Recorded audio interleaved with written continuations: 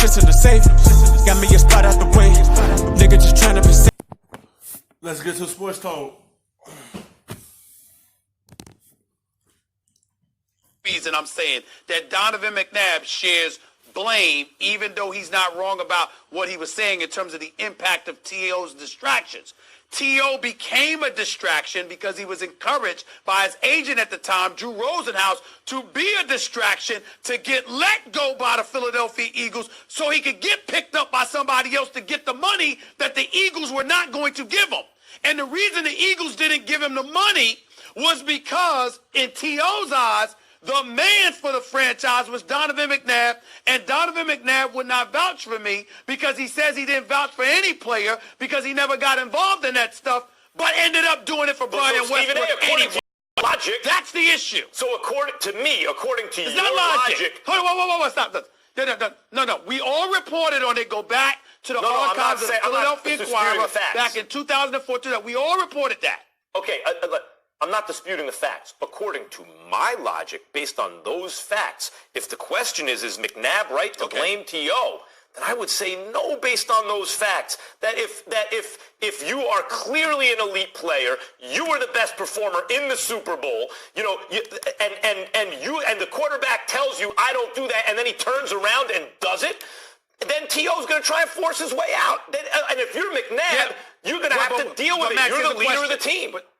Fine, but here's the question to you, and it's just a question.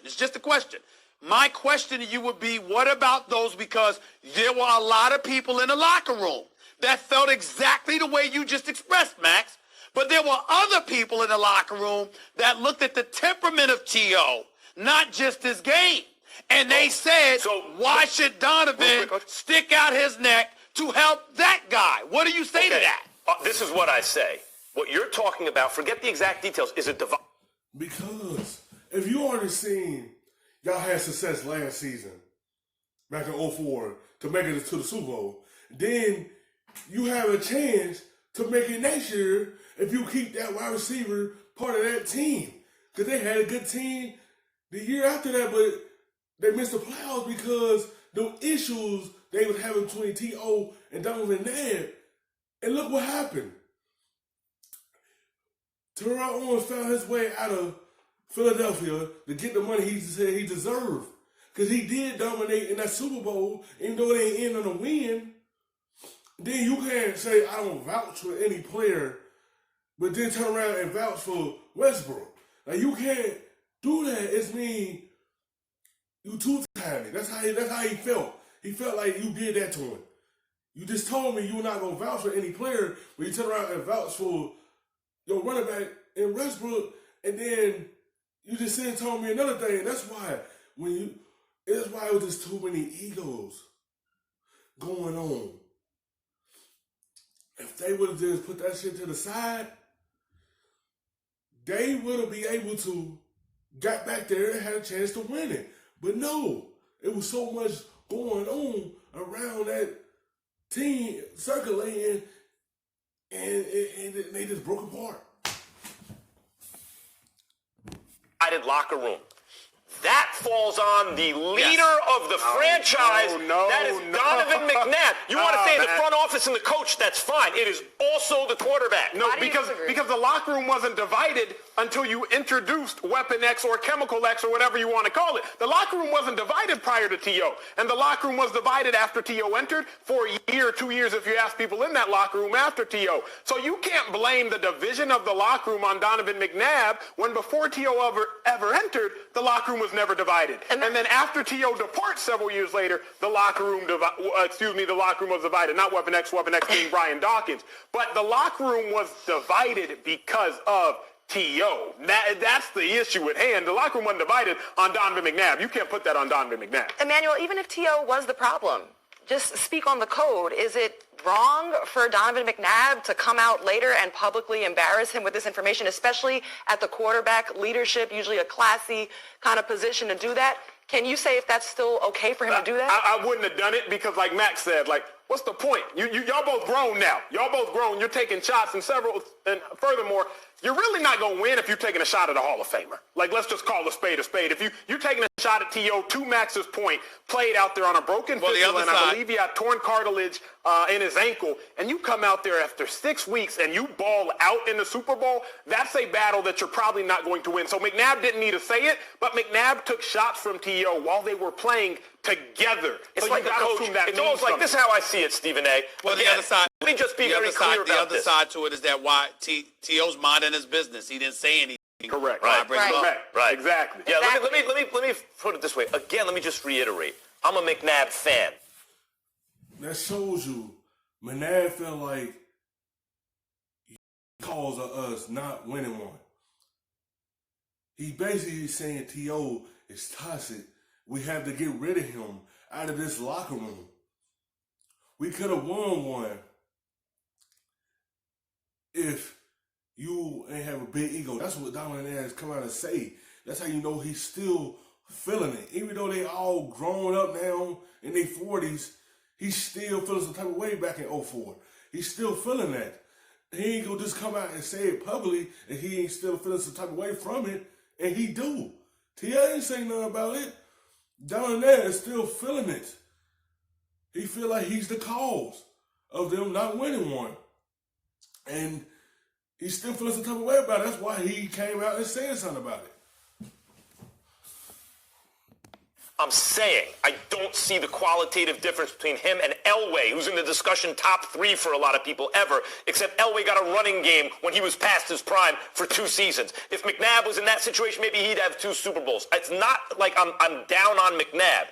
What I am saying is it's like a coach complaining after the fact, because if you're the quarterback and the leader and you want to be remembered as one of the greats, which I think McNabb was, it's like a coach saying, well, we could have done this, but I had this disruptive player, blah, blah.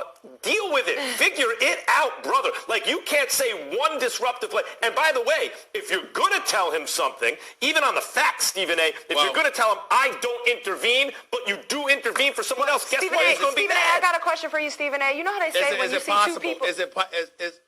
When you see two people fighting, sometimes you can't tell who's the fool. Who comes out looking worse in this very public back and forth between the two of them?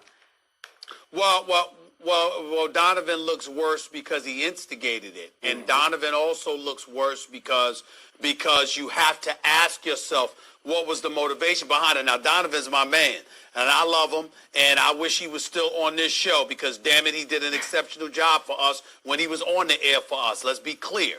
But the other side to this is Donovan is also a relatively sensitive dude from the standpoint that he's done a lot for his career. He deserves Hall of Fame consideration at the very least. We talk about people and we talk about Carson Wentz, certainly not you, Max, but so many of us talk about Carson Wentz in a way that gives fodder to those who believe that, you know what, he's judged in a less harsher fashion than Donovan McNabb was judged. That's one of the reasons I go with Carson Wentz. Hold it, Max. Who knows whether or not that was a motivation for Donovan to be speaking out, because as people reflect on his career, he's probably saying, do y'all have any idea what I was dealing with over that's here? a good point. To sort of explain. That's a good point, Stephen A. In other words, what transpired. Stephen A. In other It just down there to feel like he deserved a lot of credit than what he did for Philadelphia when he was their quarterback before he got traded to the Redskins. He just wanted them to honor him. Because he said he put up with a lot of stuff for real back when he was with Philadelphia. He had to deal with so much because he's the leader of that team. So everything fall on him. And he felt like ain't no one getting him his credit, or ain't nobody understanding what he had to go through in that locker room when he was the quarterback for them.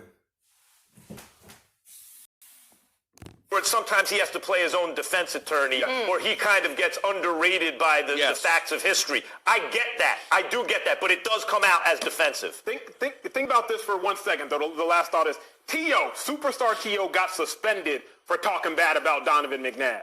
Got suspended for talking bad about Donovan McNabb. If you don't think Donovan McNabb is still thinking about that years later, No, it was the whole organization, Nacho. It was the whole. No, it was the whole.